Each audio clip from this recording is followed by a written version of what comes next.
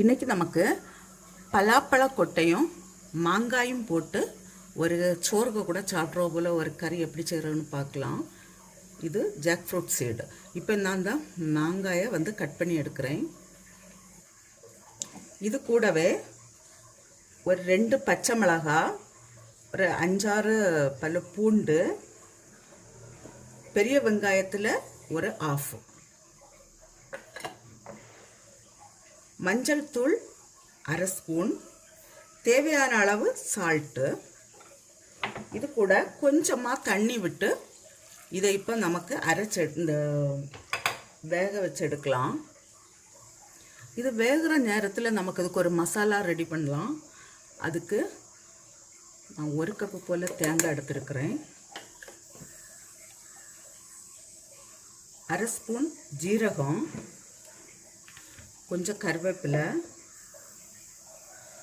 ஒரு 4 பல்லு பூண்டு, ஒரு பச்சை மிளகாய், சின்ன வெங்காயத்தில் ஒரு 3. இப்போ இதில் கொஞ்சம் தண்ணி விட்டு நான் இதை இப்போ அரைச்சி எடுக்கிறேன்.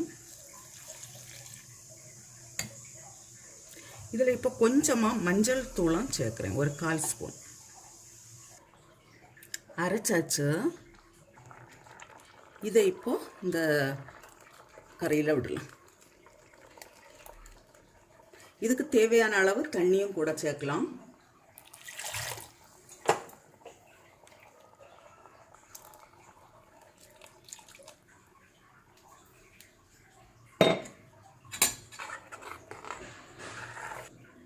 இதுக்கு இப்போ கொஞ்சமாக பெருங்காயத்தூள் சேர்க்குறேன், ஒரு 1/4 ஸ்பூன் போல்.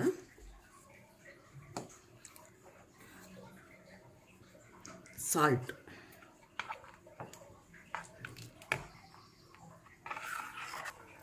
கறி ஆயிடுச்சு. இப்போ இதுக்கு ஒரு தாளிப்பு கொடுக்கலாம்.